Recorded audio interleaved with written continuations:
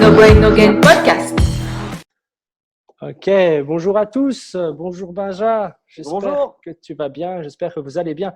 Écoutez, ici on a notre 30e rendez-vous déjà, 30e rendez-vous et on va parler du CrossFit, on va perdurer un peu avec ce qu'on a fait avec Karim, qu'on a eu, Mike de Boover et maintenant on a notre ami juste ici avec nous.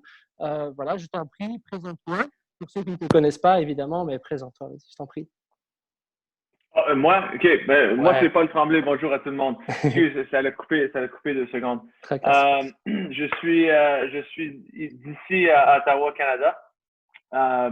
J'allais dire, excusez-moi de mon accent canadien-français. J'espère que vous allez quand même me comprendre. Mais je suis un athlète. Je suis propriétaire de gym CrossFit. Je fais du CrossFit depuis 2011. Depuis ce temps-là, j'ai participé aux Games en équipe et individuel une fois. Je suis aussi sur le seminar staff de CrossFit depuis 2015 pour donner des niveaux 1, des niveaux 2. Et plus récemment, j'ai accepté l'emploi de country manager pour le Canada. C'est ça, exact. Donc, c'est ça. Puis, question personnelle, je suis papa, j'ai 3 enfants, j'ai une femme. Puis on attend notre 4e enfant en mai. Félicitations. Merci. Magnifique. Écoute, par rapport au CrossFit, souvent, on essaie de toujours savoir un petit peu quand est-ce qu'on devient CrossFitter, en fait. Hein. Qu'est-ce qui t'a amené à rentrer dans le CrossFit? Ah, c'est super, ouais. J'ai toujours aimé le sport. Ça, c'est sûr que tout le monde dans le CrossFit, ils vont souvent dire ça. J'ai toujours joué des sports, joué au hockey toute ma vie. Puis quand j'avais fini de jouer au hockey, j'ai commencé à prendre du poids. Puis je m'entraînais pas aussi fort, ça c'est sûr. Puis j'ai commencé à m'entraîner plus sérieusement un peu, juste pour la mise en forme. Avant, je m'entraînais pour la performance au hockey. Puis c'était comme secondaire en termes d'entraînement. Mais là, puisque je jouais plus, j'ai commencé à m'entraîner un peu plus régulièrement. Puis à travers les entraînements, j'ai un ami qui m'a introduit au CrossFit parce que nos workouts commençaient à être un peu plus intenses, puis on se poussait, puis on rajoutait un peu de compétition dans nos entraînements. Puis un jour, il m'a envoyé une photo, du podium aux Games. Ça, c'était le podium de 2010. Fait que Rich Froning, il y avait Graham Holmberg, Rich Froning, puis je pense que c'était Spieler qui a fini, ou Hackenbrook, peut-être. Puis, je me rappelle d'avoir vu ça, puis je me dis, écoute, ces gars-là, ils ont de la hanchée. Puis j'ai commencé à regarder des vidéos un peu, puis le jour d'après, j'ai fait Cindy avec cet ami-là. On est allé jusqu'au parc, on a couru au parc. Puis il m'a dit, OK, pendant 20 minutes, on fait 5 pull-ups. On fait, c'est ça, 5 pull-ups, 10 push-ups, 15 air squats. Ouais. En 20 minutes. Puis je me rappelle, je me disais, OK, mais c'est tout. Comme, pourquoi? Il n'y a pas de poids, il n'y a rien. Comme, ça va être facile. Finalement, ça a été c'est ça, c'était le piège. Puis, exactement, je suis rentré dans le même piège que tout le monde qui commence le CrossFit. Puis, à partir de là, c'était fini. J'étais mordu. Donc, une fois que j'ai essayé plus de workouts tout seul, je savais même pas que ça existait des gyms CrossFit. Puis dans le temps, ici à Ottawa, c'était quand même nouveau aussi. Il y en avait juste peut-être 3-4. Mais quand mon ami m'avait dit, écoute, il y a des gyms qui font ça toujours. Comme c'est des gyms juste pour ça. Je m'étais dit comme ça n'a aucun sens. Comme comment ça marche. Donc c'est pour ça qu'on est allé, j'ai essayé un cours, puis depuis ce temps-là, mordu. C'est bon ça. Ouais. On l'a tous vécu, hein, ce truc de, tu sais, tu regardes le tableau et tu dis, ouais, lui, je le défonce le WOD. Et en fait, en général, c'est le contraire qui arrive, c'est le WOD qui te défonce. Toujours, ouais, écoute, ça, puis même avec le plus d'expérience que ça, ça arrive encore. T'sais. Je regarde encore des workouts, je me dis, ça va pas être si pire que ça va peut-être être 6-7 minutes, mais après, t'es fini, t'es détruit. So, c'est ça la beauté du CrossFit, c'est que, on dit en anglais, it doesn't get easier, you just get fitter. Plus dur à tuer. C'est ça, tu t'améliores ta forme physique, mais en même temps, plus que tu améliores ta forme physique, tu peux aller plus vite, tu peux lever plus de poids. Donc, le niveau d'intensité est toujours le même, je dirais. Ouais, maximum, enfin en tout cas très haut. Parce que c'est vrai qu'on a, C'est ça. on a beaucoup cette discussion avec par exemple des nouveaux adhérents qui arrivent et qui disent voilà, moi je viens 3-4 fois par semaine, ok. Et puis tu sais, après 1 mois et demi, 2 mois, ils me disent putain, j'arrive plus à tenir les 3-4 fois par semaine, qu'est-ce qui se passe? Est-ce que je deviens moins bon? Et là, tu es obligé un peu de leur expliquer bah, exactement ce dont on est en train de parler. Non, c'est qu'en t'améliorant, tu augmentes l'intensité que tu arrives à mettre dans tes workouts et donc du coup, boum, en fait, tu es encore plus fort qu'avant. C'est juste que bah, là, tu le subis un peu plus parce que ton intensité est plus haute. Super intéressant. Ouais, puis l'intensité suit la technique aussi. Tu sais. Au Carrément. début, quand le monde commence à venir au gym, il faut, en tant que coach, il faut être capable d'ajuster l'intensité par les athlètes. Tu sais. Fait que l'intensité est relative aux besoins de l'athlète. Donc, c'est sûr que une fois que les athlètes commencent à mieux bouger un peu, puis c'est le rôle du coach de les faire aller plus vite un peu, puis c'est sûr que c'est là qu'il va avoir naturellement un peu plus de résultats aussi. Ah, tout à fait. Et moi, il y avait une question qui me venait par rapport au fait que bah, tu t'es lancé dans le CrossFit. Jusqu'à quand tu t'es dit, OK, en fait, j'ai un niveau qui me permettrait peut-être de faire de la compétition et me lancer en tant que, on peut dire, professionnel, semi-pro peut-être? Ah, ouais, semi-pro peut-être. J'ai jamais Ouais. vraiment gagné ma vie à m'entraîner, mais c'est ça que je dis tout le temps. Tu sais, le monde qui dit c'est des athlètes professionnels au CrossFit. Ouais. Je sais pas si t'as pas des gros paychecks, là, mais ouais, peut-être qu'il y a du professionnalisme un peu là-dedans. Ouais, c'est ça. C'est souvent les sponsors qui peut-être rentrent en compte maintenant pour, C'est ça. pour gagner vraiment sa vie, on va dire, dans le CrossFit, quoi. C'est Et ça. c'est ça. Et alors, quand est-ce que tu t'es dit alors à ce moment-là que tu avais le niveau pour pouvoir te lancer là-dedans, dans la compétition? De façon très innocente, Ouais. très rapidement. Ouais. Très rapidement, mais sans vraiment connaître le sport. Tu sais, je me suis juste dit comme euh, dès que j'ai joué à un gym, j'ai vu que je me suis informé sur qui étaient les meilleurs à Ottawa, disons. Ouais. Dès que j'ai rencontré ce monde-là, je me suis entraîné avec eux autres. Il y en a un qui est devenu mon partenaire d'affaires. J'ai comme, tu sais, en parlant avec lui, puis en faisant mon premier Open en 2012, je me suis dit, OK, yo, je peux aller au game. Puis ça faisait comme 5-6 mois que je faisais du CrossFit. J'allais même pas faire le Open non plus. C'est mon ami Reza Mashkur qui m'a forcé de faire le Open. Puis j'avais fait une coupe de résultats cette année-là. Je me rappelle plus de mon ranking au complet, mais j'avais vraiment bien réussi certains workouts, j'avais vraiment pas bien réussi certains workouts. Mais sur ceux-là que j'avais bien réussi, je me suis dit, OK, ben, j'ai peut-être quelque chose. Donc, si je travaille sur les choses où j'ai besoin de travailler, ben, peut-être que je pourrais aller aux Games. Puis cette année-là, ben, on s'est qualifié pour les Games en équipe. Donc, Ouais. c'est ça le plan, mais c'était relativement nouveau. Mais comme je te dis, de façon très innocente, je pensais aller aux Games dès le début. Mais C'est dingue. quand j'ai rencontré certains athlètes, puis je me suis entraîné avec eux autres, comme même Albert Dominique Larouche, Ouais. comme très, très rapidement dans le sport, j'ai été capable de passer du temps avec lui, puis j'ai réalisé comme wow, pour aller aux games en individuel, j'ai du travail à faire en maudit. Mais ouais, assez rapidement, c'était définitivement le but. C'est dingue parce que tu sais, quand on dit que le travail, c'est une chose, ouais, c'est vrai, tu peux travailler, mais on peut dire aussi que, évidemment, avant le travail, je pense qu'il y a la génétique, je pense. On est prédominé, préfait pour quelque chose.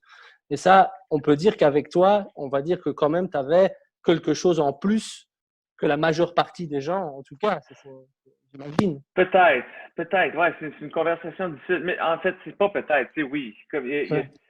Tu sais, honnêtement, j'ai jamais travaillé sur mon squat. Jamais, mais toujours été capable de faire j'ai été fort dans le squat. Tu sais, c'est peut-être la façon que je suis bâti ou tu sais, des choses comme ça, mais définitivement, la génétique a quelque chose à jouer là-dedans. A pas tout à jouer, mais définitivement, ça aide. Mais la raison pour laquelle le monde n'aime pas parler de ça, c'est parce que ça donne des excuses.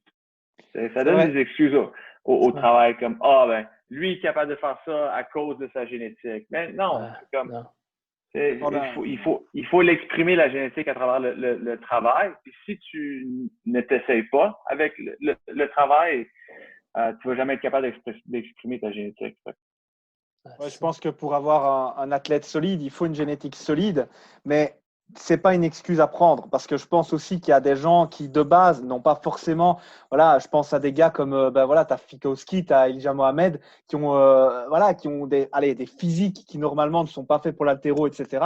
À côté de ça, ils te font des performances de ouf. Donc il y a un moment aussi où je veux dire, tu as du mindset, t'as du travail aussi à côté parce que on peut prendre aussi l'excuse contraire qui prouve un peu ce que je dis.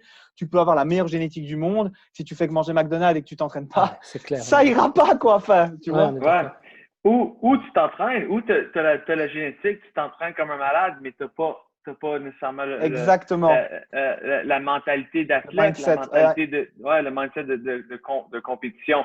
Parce que, tu sais, ça arrive, c'est arrivé souvent, là, on voit du monde rentrer dans le gym, puis ils font déjà un squat à 200 kilos, puis wow, OK, ben lui, il va être bon, mais pas nécessairement. Tu sais, ça peut, il y a beaucoup d'autres facteurs. Ouais, c'est vrai qu'on parle beaucoup d'athlètes, alors pas forcément dans le CrossFit, mais moi j'entends beaucoup ça, tu sais, dans les sports de combat, où il y a des combattants d'entraînement et des combattants, quoi. C'est-à-dire qu'il y a des gens qui sont très très forts en combat, en entraînement, cool, mais une fois qu'ils sont en compétition, ils n'ont pas cette niaque, cette grinta. Ils n'ont pas envie d'arracher la tête du gars en face d'eux. Et donc en général, les gars qui sont plutôt bons à l'entraînement vont peut-être justement un peu moins donner. Donc oui, effectivement, c'est un équilibre. Hein. Ouais. Nous autres, au hockey, on appelle ça des practice players. C'est ça, exactement. C'est les gars de pratique. Les gars de pratique où ils sortaient les belles mains, ils sortaient les beaux moves, ils mettaient la rondelle dans le top corner sur nos gardiens tout le temps. Puis là, quand la game arrivait, ben, ils disparaissaient dans le coin. Fait que c'est la même chose un peu dans le sport du CrossFit. C'est ça. Je sais pas si tu voulais encore un petit peu développer parce que c'est pas tous les jours qu'on a quand même un crossfitter qui a atteint ce niveau-là quand même. Alors moi, je me pose des questions parce qu'en fait, Paul, je vais te dire un truc. Moi, je me suis vite dirigé vers ce qui se passait au Canada parce que déjà pour moi, c'était ce qui était plus facile au niveau français, évidemment. C'était plus francophone, évidemment. Et vu que le Canada est quand même plus avancé, en tout cas au niveau de l'Europe par rapport à certaines choses. Et c'est là que j'ai commencé à m'intéresser aux crossfitters, aux athlètes. Mais je te parle de ça il y a 5 ans, quoi, tu vois, il y a 5-6 ans. Et en fait, tu faisais partie des athlètes que je regardais le plus, en fait. Et c'est marrant parce que j'ai toujours regardé ceux qui n'étaient pas dans le haut du panier, entre guillemets, qui étaient là avec qui étaient mis sur le devant de la scène. J'étais plutôt du genre à aller m'intéresser à ceux qui travaillaient aussi bien, mais qui avaient quelque chose de différent dans le sens Les où… outsiders un peu. Hein. Voilà, c'est ça, les outsiders. Et ça m'a toujours bien plu, tu vois. Et c'est marrant de t'avoir ici, évidemment, avec nous. Et moi, je me posais la question à savoir, écoute, tu es devenu un athlète, voilà, tu as été au CrossFit Games, etc. Et moi, c'était aussi l'approche mentale. Comment est-ce que tu as développé aussi cette approche mentale? Est-ce que le hockey t'a amené déjà de base à une forme de résilience, on va dire, et que ensuite, tu as développé ce skill, on va dire, de toi-même, tu t'es fait aider ou tu as eu des déclics à certains moments. C'est un truc qui m'intéresse, moi, ça. Du côté mental, j'ai jamais fait de sport individuel. Fait que c'est quelque chose de complètement nouveau pour moi si on parle de CrossFit comme sport. Puis c'est pour ça que je trouve que j'ai été très chanceux de rentrer dans le sport en équipe. Fait que je suis rentré dans le sport, puis on est allé aux Games en équipe avant. Donc j'ai comme eu une exposition au sport et à l'entraînement, mais toujours en entraide avec du monde. Puis ça touche comme évidemment, j'ai toujours aimé ça parce que ça a toujours amené l'aspect du fun, du plaisir de s'entraîner avec le monde. Puis c'est vraiment là que ça commençait pour moi et pour plusieurs d'autres au CrossFit. C'est juste comme, hey, on aime s'entraîner. On aime s'entraîner avec nos amis. Donc, le sens de aimer s'entraîner, ça a toujours été là. Donc, du point de vue, est-ce qu'il faut que je me conditionne mentalement à pousser fort, à m'entraîner? Non, parce que j'adore ça. C'est ça. Donc, c'est comme, ça a toujours été là, ça a toujours commencé de même. Puis j'en parlais avec Michel Le Tendre, j'ai fait un podcast avec elle il n'y a pas trop longtemps. Puis elle m'a demandé, comme, si tu avais le choix présentement, qu'est-ce que tu ferais à tous les jours? Je m'entraînerais. Parce que j'adore ça. Puis c'est encore quelque chose que j'aime faire. Je le fais pas mal moins, mais c'est ça ma vraie passion, tu sais. Une fois que j'ai fait comme le switch, je dirais qu'en 2013, quand j'ai fait mes premiers régionales en individuel, puis je me suis fait planter. Comme je pensais sérieusement que j'allais bien réussir. Puis j'étais allé là, puis comme j'ai eu ils disent les moments comme Welcome to Regionals ou Welcome to the Big Show. Comme, les professionnels, ils parlent de ça comme What was your Welcome to the NHL moment? C'est des affaires comme ça. Ça, c'était mon moment. J'ai fait Jackie à côté de Simon Paquette et Albert-Dominique Larouche. Ils m'ont planté. Puis pour le reste de la fin de semaine, je n'étais plus capable. J'étais comme, je suis pas dans le game. Puis ça, c'est un peu comme le moment pour moi. Je me suis dit, hey, si comme je suis pas si bon que ça, comme je pensais que j'étais bon parce que j'étais allé aux games en équipe, j'avais des shorts des games, j'étais cool. Puis comme I took it on the chin, tu sais. So, je me suis dit, c'est là que je me suis dit, hey, si tu veux aller aux games en équipe individuelle, il va falloir que tu te sortes un peu du mindset d'équipe, puis que t'aies pas toujours besoin d'être entraîné avec du monde, que c'est pas juste pour le fun, puis qu'il y a du travail à faire sur tes faiblesses. Donc, c'est un peu ça que ça, c'est un peu le switch que j'ai fait. J'ai été chanceux aussi en 2014, ça a marché, comme je suis allé.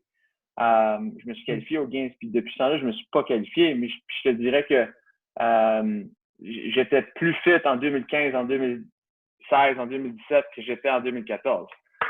Je suis plus fit présentement que j'étais en 2014. Mais les temps changent, les compétitions changent, puis les différentes circonstances. Mais mon mindset a toujours été ça. Puis je te dirais qu'en 2013, c'est vraiment le gros turning point pour moi.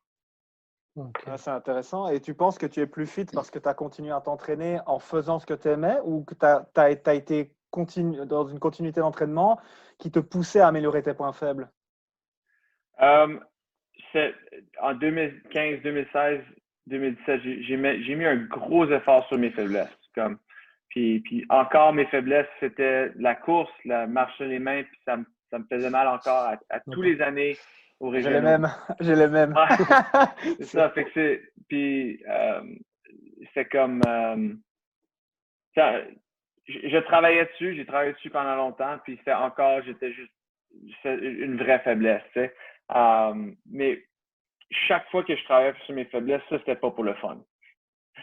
Je voyais pas vraiment un plaisir à travailler sur mes faiblesses. Puis je ne vois pas de plaisir encore. Comme quand je fais des watts de course, j'aime pas ça. Ouais. Mais j'ai compris longtemps qu'il fallait que je le fasse. Puis là, présentement, je le fais un peu moins parce que là, si ça me tente pas, je le fais pas. Donc, les temps ont changé un peu, mais c'est ça. Ouais, super. Parce que c'est important de bien comprendre. J'en vois beaucoup trop qui arrivent un peu, tu sais, avec la boule au ventre. Bon, beaucoup moins là avec le confinement, etc., vu qu'on ne coache plus pour le moment. Mais c'est important, ça, d'entendre que oui, c'est important de travailler sur les faiblesses, mais ça doit rester un plaisir, quoi. En tout cas, dans 80-75% des cas, ça doit rester un plaisir. Parce que je pense que quand tu fais quelque chose que tu n'apprécies pas, en tout cas dans la majeure partie du temps, c'est peut-être que tu n'es pas au bon endroit, tu vois. Mm-hmm. Absolument. Puis tu l'entends souvent parler des athlètes des Games qui s'entraînent tout seuls. C'est pas nécessairement quelque chose qu'ils aiment faire. Je pense que tout le monde préfère un peu s'entraîner avec du monde. Clairement. Puis c'est pas tout le monde qui sont comme Matt Fraser qui sont capables de faire ça puis de quand même performer comme le meilleur de tous les temps. Mais on voit cet exemple-là comme un exemple de élite, mais moi, je regarde ça et je me dis, man, ça a dû être plate. Ouais, mais il l'a fait parce qu'il était capable de le faire, puis il avait ses buts, puis c'est exactement ça qu'il voulait faire pour aller atteindre ses buts, puis il l'a fait. Puis regarde, c'est incroyable le legacy qu'il a eu, puis lui, il doit être extrêmement fier de tout ça. Puis il a été capable. Il le disait dans son message, je veux dire, d'au revoir, entre guillemets, quand il a pris sa retraite. Moi, ça m'a beaucoup touché, ce que j'ai lu. Donc, en gros résumé, pour ceux qui n'ont pas vu le message, c'était vraiment, il disait, voilà, j'ai raté des mariages, j'ai raté des enterrements de vie de garçon, j'ai raté des anniversaires. Enfin, moi, c'est des choses qui me touchent parce que, typiquement, je suis quelqu'un qui travaille beaucoup, mais c'est tous des événements où je veux être là. Parce que je me dis, c'est quand même des moments de vie, tu sais, un peu uniques. Et quand tu dis, ouais, lui, il avait un goal et il a tout mis dessus parce que se dit, ouais, il est jeune et tout. Mais les moments de vie qu'il a sacrifiés, c'est quand même incroyable. Et honnêtement, on peut être qu'heureux pour lui. Tu vois que ses engagements, que ces sacrifices-là aient payé. Et puis, il y a aussi ce côté, parce que j'ai pas mal suivi aussi ce qui était visible chez lui. Il s'entraînait, c'est vrai, beaucoup tout seul, mais il avait aussi cette tribu qu'il a eue, notamment avec Toumi, qui est quasiment comme une sœur pour lui, d'après ses dires, hein, d'après ce que je suis, etc. sur lui. Ouais. Donc, je pense que tu as raison, tu vois, Paul, il y a vraiment ce côté où tu dois te dire, tu dois te discipliner. Je pense que c'est vraiment le bon mot pour pouvoir aller vers tes goals, vers tes objectifs. Mais je pense aussi que c'est super important d'avoir vraiment une tribu. J'aime bien ce mot-là, une tribu, une équipe avec qui tu peux enjoy the moment, quoi, vraiment profiter du moment et qui vont justement peut-être te pousser à faire des choses que tu n'as pas envie de faire au moment où ils sont là à côté. Je pense en tout cas. Ouais, non, je suis d'accord. Je suis d'accord avec cette approche-là, jusqu'à un certain point où faut être réaliste. Je veux pas que le monde regarde le message de Fraser puis se dise OK, ben je vais arrêter de voir mes amis, je vais arrêter d'aller au mariage, parce que je veux aller chercher mon but. Comme yo, ça c'est Matt Fraser. Il a été capable d'avoir cette discipline-là et il est extrêmement fit. Il a mis ça ensemble puis il a atteint.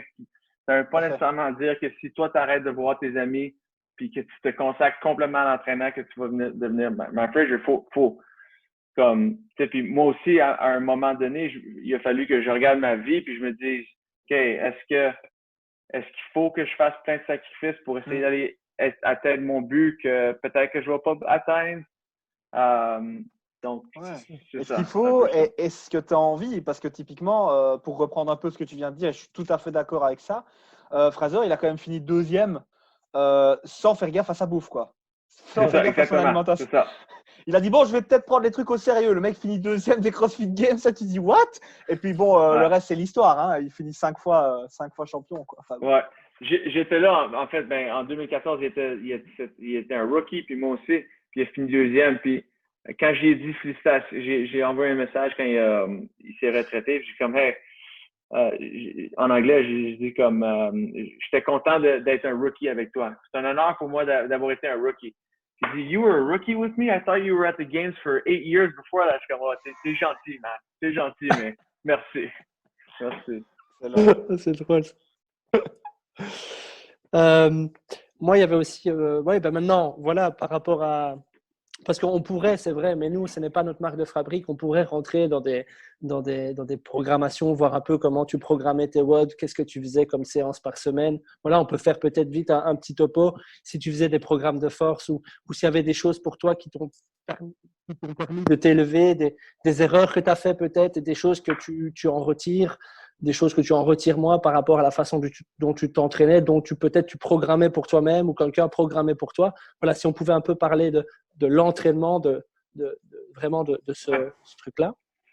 Ouais, ben, ce que j'ai toujours dit, c'est avoir des training partners. Moi, j'avais plein de training partners et j'ai voyagé beaucoup ça, c'est avant que j'avais des enfants, j'ai voyagé beaucoup, j'ai eu l'opportunité de m'entraîner avec beaucoup de différents mondes. Donc, être exposé à différentes sortes de programming, exposé à différentes sortes de personnes, parce que veux pas, si tu t'entraînes toujours avec le même monde, ben, tu vas commencer à les connaître, être confortable. Tu sais que même tu commences un workout, tu te dis, ben, lui, il est meilleur que moi dans le dedans, fait il va gagner, who cares? Tu sais, des choses comme ça. Fait puis surtout, être sur le staff de CrossFit aussi, ça m'a aidé de rencontrer plein de monde. J'ai toujours programmé pour moi-même. Sauf au tout début, j'avais un coach. C'est Dom Adam. C'est un gars à Montréal, il m'a aidé beaucoup au début. C'était comme un mentor pour moi. Mais avec les gars du gym, Pete, Brazil, on s'est toujours entraînés ensemble. Puis en 2018, je saute beaucoup d'années, là, mais j'ai demandé à Michel le temps de programmer pour moi cette année-là en allant régional. Parce que ça me tentait plus de programmer, puis ça me cassait la tête. J'attendais mon 2e bébé, puis en même temps que les régionales, puis je me disais comme, j'ai pas le goût de penser à ça. Mais je te dirais, le plus gros turning point pour moi en termes de programmation, parce que j'ai toujours fait ma propre programmation, c'est quand je suis allé passer du temps avec Rich Froning à Cookeville, avec James Hobart. J'étais allé là, j'ai passé une semaine là, puis j'ai comme vu comment ils s'entraînent, puis c'est ça qui m'a comme changé un peu de mentalité. C'était quasiment comme don't overthink it. Just do work. Ouais, pense-y pas trop. Il suit pas nécessairement trop de régime. Ça, c'est en 2015. C'est encore quand il s'entraînait quand même assez fort. Malgré qu'il s'entraîne encore super fort. Mais c'était comme, puis n'aie pas peur du volume. Comme j'avais comme un peu peur du volume, puis j'ai augmenté mon volume en 2015-2016. Puis j'adorais ça, parce que le plus que je m'entraîne, le mieux je me sentais. J'ai toujours dit ça. Quand mon volume d'entraînement était bas, je me sentais pas fit. Quand mon volume d'entraînement est haut, je me sens extrêmement fit. Puis la plus grande chose de m'entraîner avec Chris, c'est qu'on faisait toujours des warm-up qui étaient des workouts.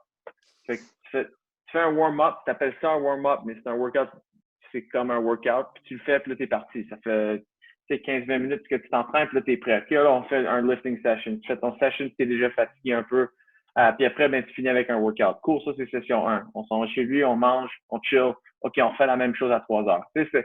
Puis de cette façon-là, c'était comme une belle façon de trouver comment augmenter ton volume dans ton entraînement avec des warm-up difficiles. Mais toujours mettre l'emphase sur le conditionnement. C'est ça. J'ai jamais, ben ça c'est un peu à cause de mes forces déjà, là, mais j'ai jamais mis d'emphase sur le lifting, l'haltérophilie. J'ai jamais suivi de programme, de squat programme d'haltérophilie, rien. C'était juste toujours, je lève quand je suis fatigué, je fais des EMOM. Pas mal toujours ça. Puis en 2016-2017, je pense, j'ai travaillé un peu avec Hinshaw pour la course. J'ai travaillé avec Facundo Echecolates, qui est un Belge aussi. Ouais. Je ne sais pas si vous le connaissez. Oui, bien sûr. Il m'a beaucoup aidé l'année 2018 aussi, 2019, pour de la programmation, mais strictement conditionnement, strictement conditioning, aerobic capacity, parce que c'est ça que je voulais travailler. Donc, oui, c'est ça. Et est-ce qu'il y a des principes pour toi, et après on ira plutôt vers le CrossFit et ce qui a changé, etc. Mais pour toi, est-ce qu'il y a des principes absolument à respecter pour performer dans le CrossFit?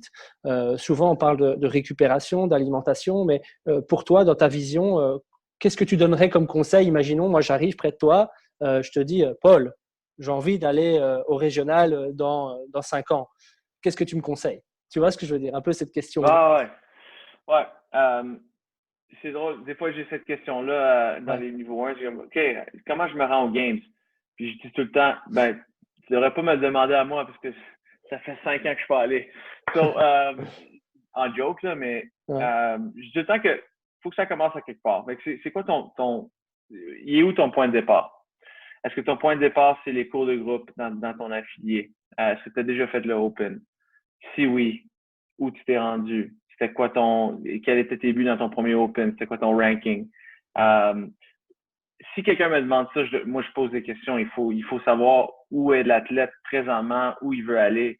Parce que là, d'après ces réponses-là, tu peux avoir une meilleure idée de qu'est-ce qu'il faut faire.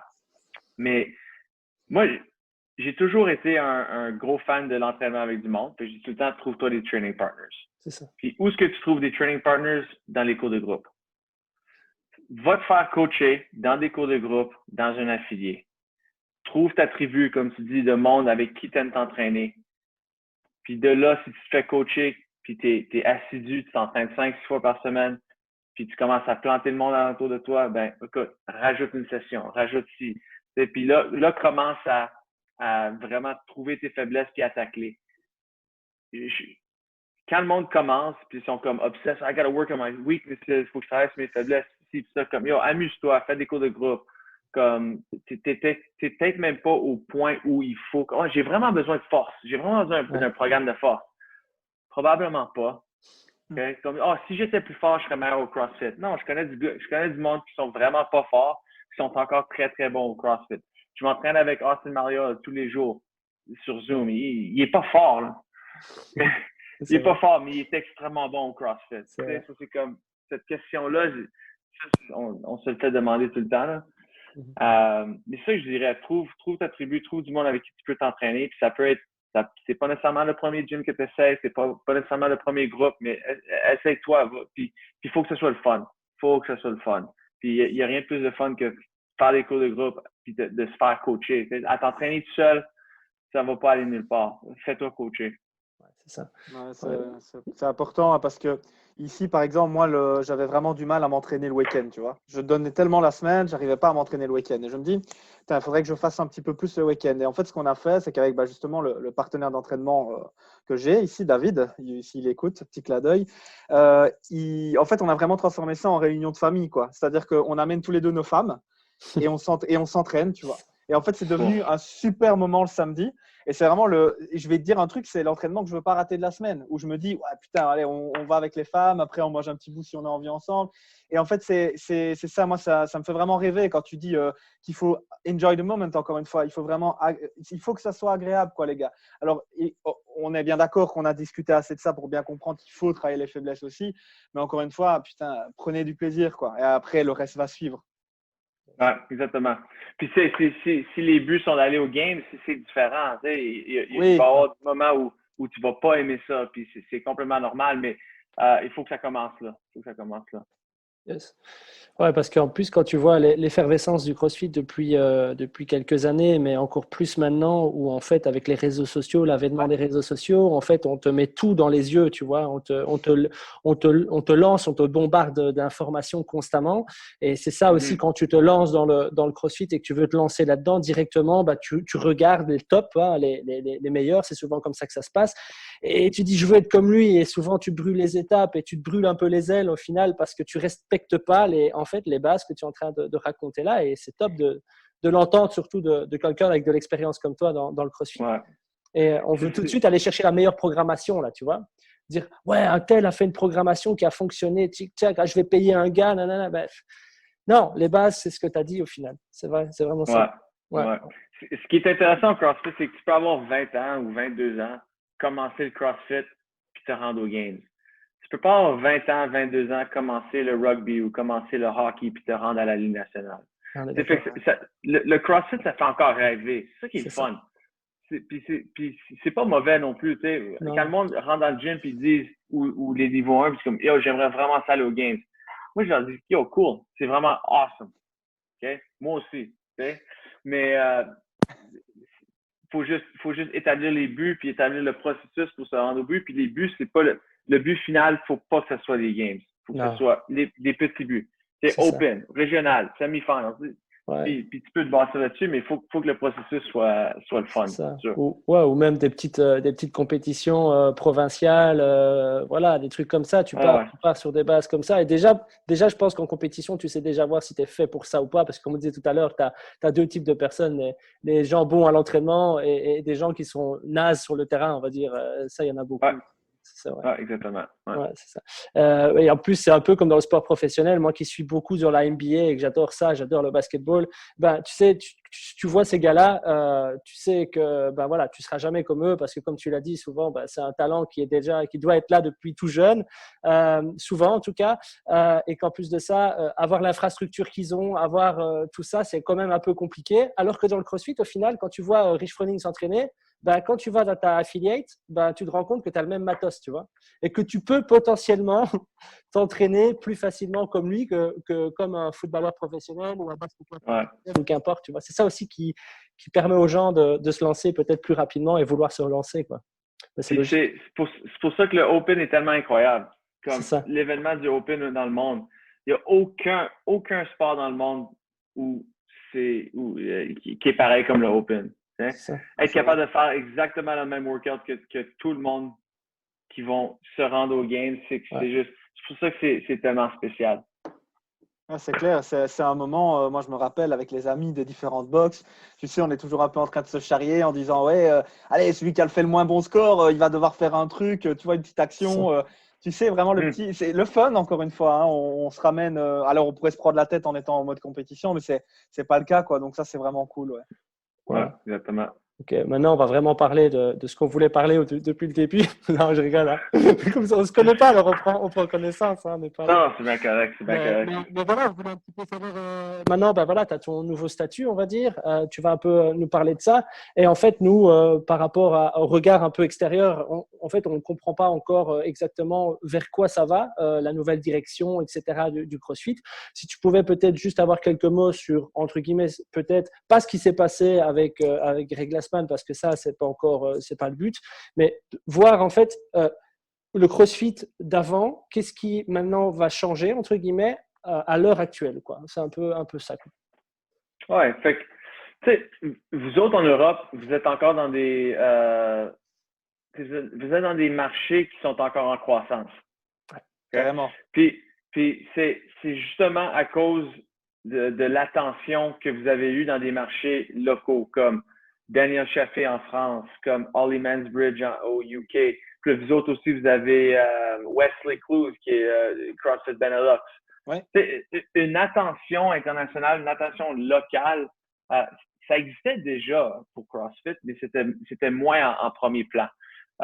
Donc là, la nouvelle direction, c'est plus, on voit que une portion de nos revenus mondiaux puis de la croissance mondiale est à l'international. Donc, pourquoi est-ce que tout le monde qui travaille pour CrossFit sont aux États-Unis? Pourquoi est-ce que tout le contenu est fait aux États-Unis? C'est un peu dans cet angle-là. Puis, on est capable de voir aussi que l'attention que les Français ont eue par Daniel Chaffee et son équipe, puis la croissance qu'ils ont eue dans les derniers 3 ans, ben c'est à cause il y avait une attention locale. Donc, c'est un peu ça que la nouvelle direction veut faire, mais partout dans le monde. Donc là, on est rendu à comme 19 country managers, ce qui est vraiment, vraiment cool. C'est sûr que il y a des places où c'est des petits regroupements de pays, mais quelque part comme ici, le Canada, c'est un peu différent qu'en Europe parce que la langue est pareille. Je dirais, pour la majorité du temps, c'est sûr qu'il faut traduire, on traduit en français aussi beaucoup, mais le contenu, la culture est plus similaire que celle, disons, des Français ou des Belges ou des Espagnols en Espagne.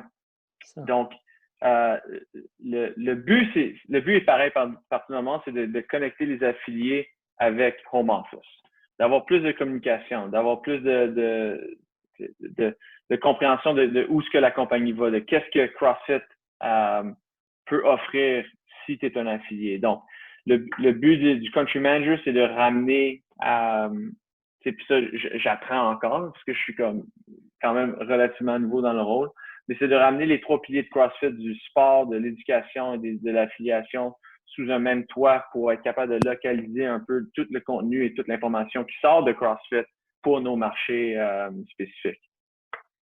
Mm-hmm. Ouais, super intéressant. Donc, il y a vraiment une volonté de CrossFit d'être, comment est-ce que je pourrais dire ça, plus joignable. On peut dire ça un petit peu, tu vois, d'avoir une meilleure transmission d'informations entre les pratiquants, les box et du coup, avec le country manager, la maison mère. Exactement. Puis avec un peu plus de structure aussi. Parce que comme je te le dis, ça fait depuis 2017 qu'il y en a des country managers dans le monde. Puis ça marche. Mais un peu plus d'encadrement pourrait améliorer le processus. Puis c'est exactement ça qu'on voit présentement avec, je le dis encore, là, Chaffee, mais l'encadrement qu'on a de Chaffee et de l'équipe internationale est incroyable.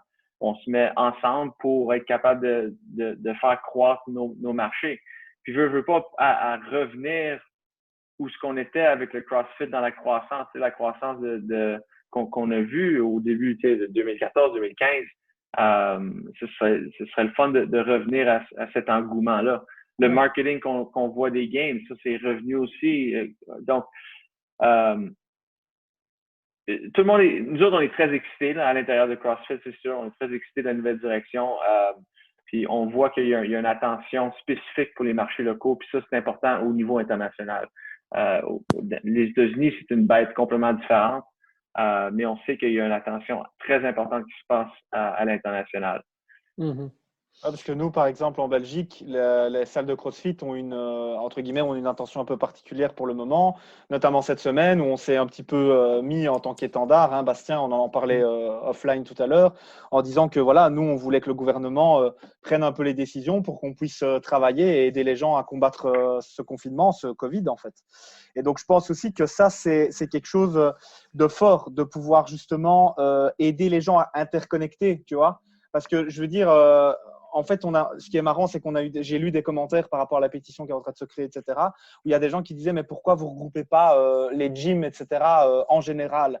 Mais en fait, le problème, c'est que les gyms en général, bah, c'est des gens qui n'ont pas forcément la même mentalité, alors qu'en CrossFit, tu peux tellement avoir de façons différentes de faire, mais au final, bah, comme tu dis, il y a vraiment 3 piliers, il y a vraiment des valeurs un peu humaines qui sont vraiment intrinsèquement liées à la génétique CrossFit, qui fait qu'en fait, tu as un gars de CrossFit qui a fait bon les gars, on est en Belgique, qu'est-ce qu'on fait? On se regroupe, et tout le monde a fait ouais, let's go.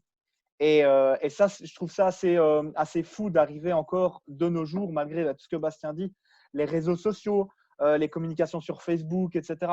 Arriver justement à rester sans être péjoratif du tout, simple, humain. Tu vois ce que je veux dire? Ce côté où, OK les gars, allez, ensemble, on est plus fort, on arrête de regarder un peu à gauche, à droite, on est des partenaires, pas des concurrents. Et let's go, on y va, quoi. Et ça, je trouve que CrossFit est très fort là-dessus. En tout cas, la version 2.0, j'ai l'impression que ça va vers ça. Ouais, puis en même temps, on veut promouvoir la croissance, mais il faut rester vrai avec nos racines. Puis c'est exactement ça que tu dis, où la communauté est plus forte ensemble. On a toujours dit ça. Moi, j'ai toujours dit ça avec mes partenaires d'affaires. Plus de CrossFit Gym dans ma ville, c'est un plaisir. Comme, let's go. Pourquoi il n'y en a pas 30 dans ma ville? Il y en a 15. J'aimerais ça qu'il y en ait 30. C'est pas une compétition. S'il y a plus de monde qui font du CrossFit, ça veut dire que le mot CrossFit devient plus mainstream. Si le mot CrossFit devient plus mainstream, ça veut dire que mon gym va avoir plus de monde dans ses portes aussi. De toute façon, on run des business qui sont pas prêts à avoir 2000 membres de toute façon. Moi, j'en veux 400, peut-être 450 des membres. Ça, ce serait mon top. Là. Si je suis là, c'est bien correct. Donc, c'est pour ça qu'il y a encore plein d'espace. Donc, il faut se mettre ensemble. C'est un peu ça aussi la stratégie des country managers, c'est de rassembler les affiliés. C'est de créer un genre de forum où tout le monde peut échanger des idées, tout le monde peut s'entraider pour que on grandit en même temps. Le but, c'est pas qu'il y ait juste une couple d'affiliés qui réussissent super bien. C'est, hey, il y en a plein, let's go, puis on s'entraide. Ouais, c'est totalement ça. Mais genre, en fait, je ne sais pas pourquoi ça me vient en tête, je pense à une fourmilière, tu vois. J'ai l'impression que c'est le nid, on va dire, c'est le CrossFit et que toutes les fourmis qu'il y a autour, c'est les travailleurs, les travailleuses. Et que, en fait, au final, avant, ben, les travailleuses, elles allaient un peu à gauche, à droite, elles ne savaient pas trop, en fait, qui était quoi et où elles devaient aller. Et là, j'ai l'impression qu'en fait, la nouvelle version, on va dire, va essayer de centraliser ça et de faire en sorte que toutes les fourmis trouvent un sens à aller travailler dans le nid, dans le cocon CrossFit, quoi. C'est un peu ça, parce que même moi, tu sais, à un moment donné, tu ouvrais une salle de CrossFit, par exemple ici en Belgique, la première chose qui n'allait pas, c'était en fait, tu pensais que la communauté, on parlait souvent de communauté du CrossFit, et c'était un peu le mot même du CrossFit, et c'était un des leitmotifs du CrossFit, c'est cette communauté.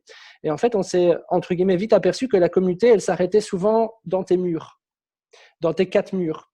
Et que souvent, cette communauté n'allait pas chercher en fait une communication avec d'autres salles qui étaient peut-être à une demi-heure de chez toi.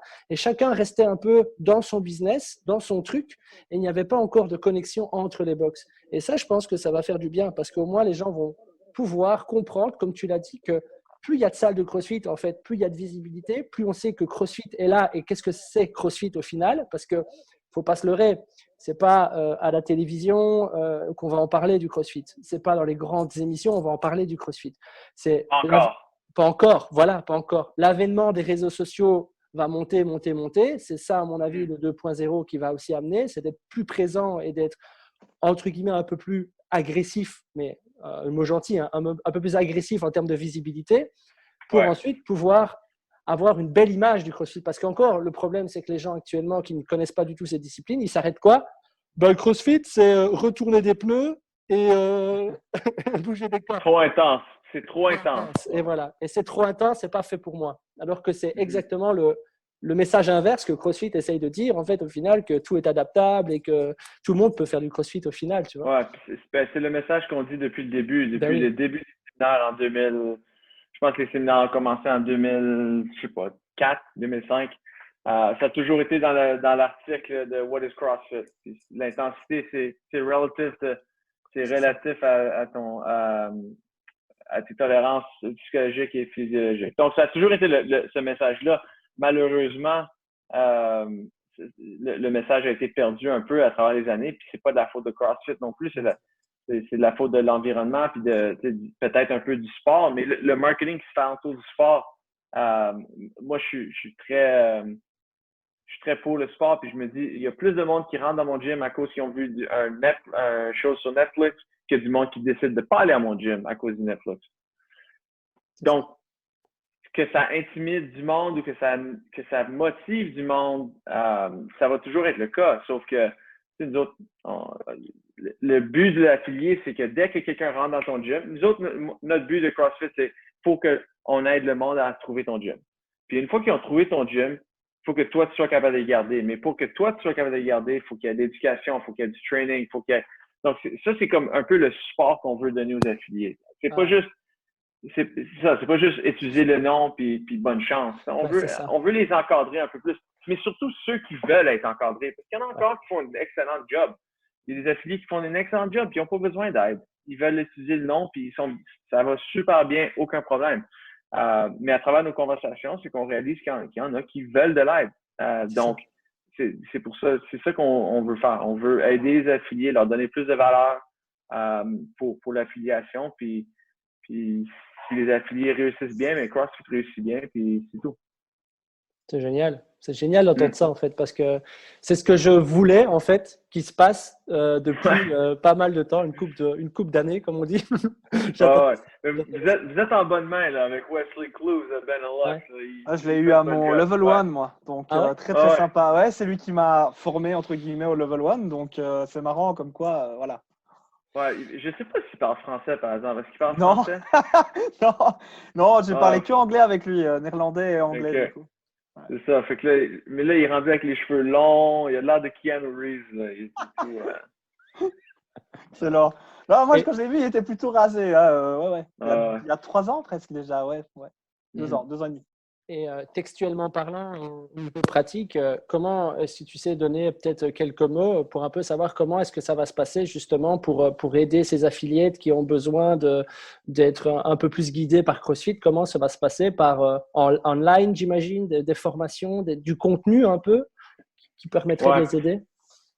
Ouais, ben, il y a plusieurs projets qui sont en train de se faire, qui sont présentement en production.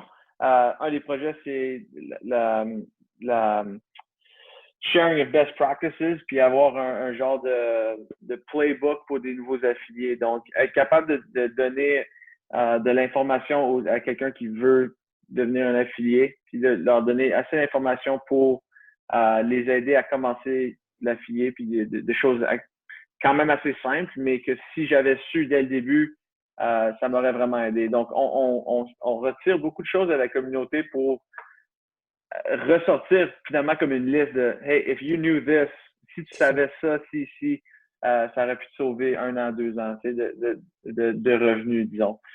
Donc, ça, ça, c'est des projets. En Europe, c'est pas sorti encore, mais il y a le CrossFit On-Ramp, qui est un projet qui est live présentement aux États-Unis dans 2 villes.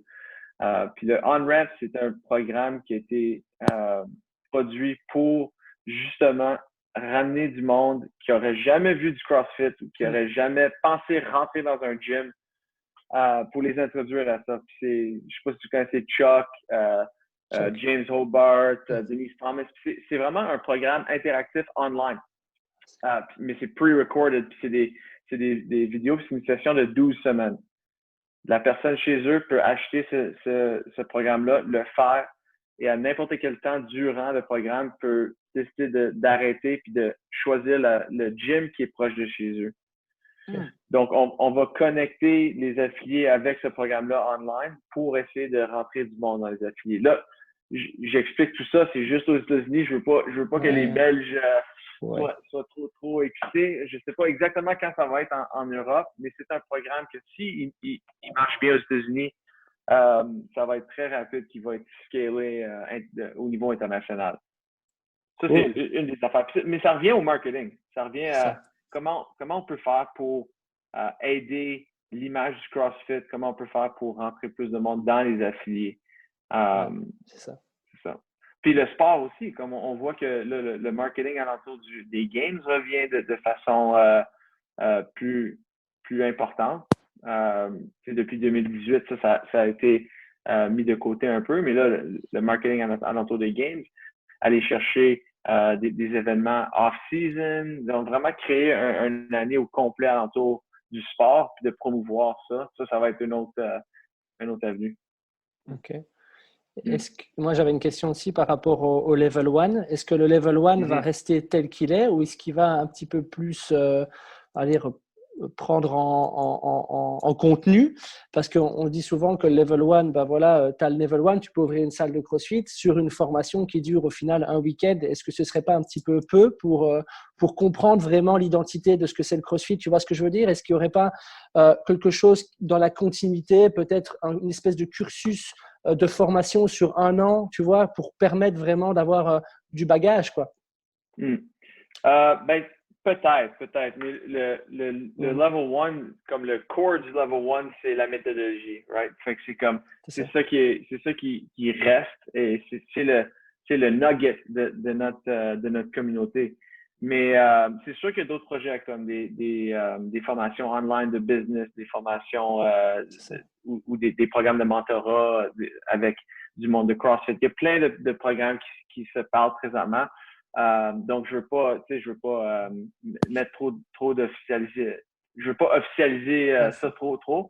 Mais c'est sûr que toutes les conversations, tous les projets, c'est tout pour, faut aider nos affiliés à être capables de runner des bonnes business pour rentrer du monde dans leur gym et de réussir. OK. Et ici, on avait posé, il y a des gens qui ont posé quelques questions. Je vais te les dire. Comment allez-vous vous prendre pour ramener les affiliés qui sont désaffiliés? Quels sont les plans?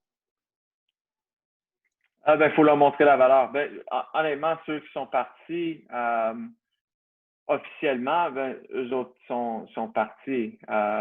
L'emphase présentement, c'est de s'occuper de nos affiliés qui sont encore avec nous, puis de leur donner la valeur pour l'affiliation. Il y a encore un pouvoir de marketing incroyable avec le mot CrossFit. Moi, obviously, je suis très vendu là-dessus. Être capable de s'appeler un CrossFit Gym, être capable d'avoir CrossFit dans Google, puis que mon gym apparaisse, ça m'amène encore pas mal plus de monde que ça m'en empêche ou ça m'en enlève. Donc, déjà, l'affiliation ou le prix d'affiliation, personnellement, ça se paye juste en utilisant le nom. Mais il faut quand même donner plus de valeur. C'est ça qu'on va faire. Mais il va y avoir des stratégies peut-être pour aller chercher les affiliés qui nous ont quittés dans la dernière année. Mais présentement, c'est on s'occupe de ceux qui sont avec nous autres, puis on bâtit notre communauté forte comme elle était. Puis le monde va vouloir revenir parce que le CrossFit, il va revenir de façon grandiose. Ouais. Je pense qu'il ne faut pas oublier qu'on n'a pas une énergie qui est infinie. Et l'énergie qu'on a, on doit vraiment, je pense, renforcer les bases, surtout dans l'année qu'on a eue. Il n'y a aucun domaine de la société qui a été épargné. Nous, on est toujours, en tout cas en Belgique, on est toujours bloqué. On est toujours en lockdown, on ne peut pas pratiquer en tant que coach, etc. Les box sont fermées. Et ça, je trouve que c'est très intelligent de la part de CrossFit, justement, de vouloir renforcer les bases, tu vois, parce qu'au final, comme tu dis, en renforçant les bases solides et en rassurant, entre guillemets, les personnes, les affiliés qui ont décidé de rester là, il y a aussi un retour qui va être que vous allez forcément améliorer vos services, ne serait-ce qu'avec les mentoring, l'idée de comment gérer une équipe, comment gérer le budget. Et effectivement, en augmentant votre valeur, intrinsèquement, il n'y a rien à faire. Vous allez d'office attirer plus de gens, voire faire revenir des gens qui ne voyaient pas de plus-value avant. Donc, pour moi, la stratégie, elle est bonne, voire optimale. Mm-hmm. C'est ça, il faut s'occuper de ceux qui sont avec nous autres. Exact. C'est ça. Alors, il y a une question aussi, c'est comment expliques-tu l'ascension du CrossFit en France comparativement à la situation au Québec? Comment je comprends? Attends. Comment expliques-tu l'ascension du CrossFit en France comparativement à la situation au Québec? L'ascension ou l'attention? L'ascension. OK, l'ascension. En France, ils ont eu une ascension. Ils ont vraiment eu quelqu'un de local qui s'est vraiment pris en charge pour faire grossir la communauté. Il y a une grosse... c'est sûr qu'en France aussi, il y a beaucoup plus de monde qu'au Québec. Là. Au Québec, il y a comme 5 millions d'habitants. Puis en France, il y a quoi, comme 50, 40? Ouais. Bonne question, Ouais. je vais regarder. Ouais. Mais non, mais la croissance en France, c'est vraiment aussi parce que un peu partout en Europe, vous êtes un peu en arrière, right? Vous êtes comme à quoi, 4-5 ans Oui, en général, nous. c'est ce qu'on dit, ouais, 4-5 ans. C'est ça. Donc là, on est en train de voir où on a vu dans les dernières années la croissance internationale que nous autres, on a vu au Québec, au Canada et aux États-Unis dans les années 2012, 2013, 2014. Donc, ça s'est calmé un peu chez nous. Mais en France aussi, le fait d'avoir une attention locale, de traduire tout ce qui sort de CrossFit, de vraiment bâtir une communauté française spécifique au CrossFit, je pense que c'est ça qui a vraiment aidé. Il a aussi aidé que c'est justement ça, avoir l'équipe de CrossFit France qui répond aux questions, qui s'occupe de la communauté, qui se rend au niveau 1, qui parle au monde, qui organise les affiliate gatherings, que nous autres aussi, on va organiser au Québec, puis au Canada, que vous autres, vous allez organiser aussi au Benelux. C'est vraiment juste, ça revient l'attention qu'on donne à la communauté. Exact. Magnificos. Alors, j'avais Daniel a une question pour toi. Il en a deux même. Daniel a posé la question. Question pour Paul. Qui est le country manager le moins fit? Le salaud. Le moins fit. Ben, je peux pas dire Daniel Chaffé parce qu'il n'est plus un country manager. Donc, il s'élimine de ça. Mais moi, je suis trop nouveau. Je sais pas. Je me suis pas entraîné avec tout le monde encore. Mais non, j'ai aucune idée. Lui, il dit toujours que c'est Wesley Kloos le moins fit. Mais je pense que Wesley, il a quand même, il y en a quand même encore à donner. Là. C'est seminar staff, il s'entraîne encore un peu. Mais je sais pas. J'ai hâte qu'on se réunisse tout le monde ensemble pour déterminer. Exactement. Pour faire Fran, c'est ça. Exactement. Pour justement déterminer qui est le plus fit, qui est le moins fit country manager. Et alors, il se posait aussi la question pourquoi son surnom est Paul Man Meat Tremblay? Parce que c'est chaffé pour toi, man. Il y a des nicknames pour tout le monde dans l'équipe. Puis le nickname qu'il a vraiment gardé, c'est Man Meat pour moi. Donc, je sais pas s'il m'envoie des textes présentement. Il est en train de regarder, c'est pour ça que…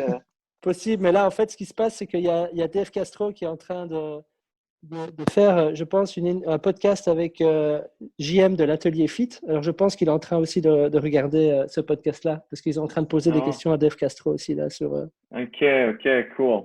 Je sais pas si c'est aujourd'hui, mais bon, bref.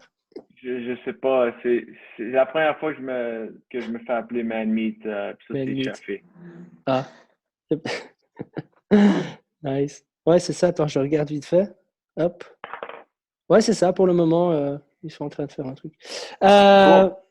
Écoute, bah voilà, avoir quelques petites questions au niveau personnel. Quelles sont pour toi, entre guillemets, allez, tes trois peut-être, ta plus grande influence peut-être pas le top 3 des plus grandes influences, mais pour toi, quelle a été ta plus grande influence, en tout cas dans l'univers du CrossFit, hein, ou alors de manière générale, il n'y a pas de souci. Les grandes influences, du monde qui a joué un grand rôle pour moi, il y a mon partenaire d'affaires, Reza. Lui a joué un immense rôle pour moi au début parce que c'est avec lui que j'ai ouvert le gym. C'est lui qui m'a comme amené dans le sport. Une fois que j'ai trouvé le CrossFit, c'est lui qui m'a comme, il m'a aidé à comprendre le sport. Il m'a forcé à faire le open. C'est lui, il m'a aidé beaucoup en termes de coaching, mais pas en tant qu'athlète, mais en tant que coach. Il m'a aidé beaucoup au début pour coacher des cours, devenir un meilleur coach et tout ça. Donc, lui, c'est une immense influence au début, puis c'est lui qui voulait ouvrir un gym. Puis moi, j'ai dit, sure, let's go, on ouvre un gym. Puis en termes d'athlète, une influence comme Albert Dominique Larouche a été une grande influence pour moi, même s'il est plus jeune que moi. C'est que quand je suis rentré dans le sport, c'est lui qu'il fallait battre.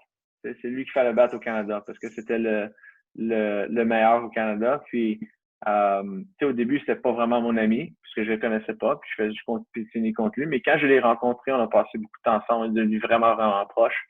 Puis, son approche à l'entraînement, son mental, sa composition en entraînement puis en compétition est quelque chose que j'ai toujours admiré.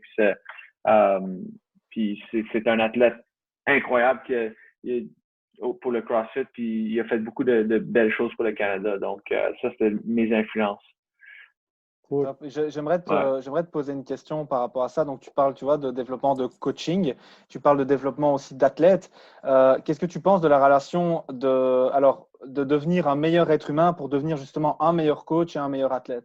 Parce que moi, c'est vraiment quelque chose qui me tient énormément à cœur. J'ai commencé un peu mon entrée dans le monde du CrossFit avec le Chasing Excellence, le livre de Ben Bergeron, où il parle énormément de ça. Et moi, j'avais pas en fait compris que c'était quelque chose qui me parlait énormément avant de le lire, tu vois, où je me suis dit, ok, c'est vrai, en tant qu'être humain, c'est vraiment fort. Qu'est-ce que tu penses un peu de cette relation de devenir un meilleur être humain pour devenir un meilleur coach, un meilleur père, mari, etc., etc.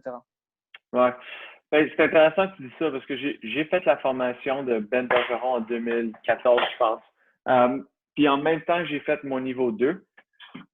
Puis c'est vraiment le niveau 2 pour moi a complètement changé la game. Complètement changé la game, comment je gérais le gym, comment je coachais tout. Là, comme ça m'a ouvert les yeux.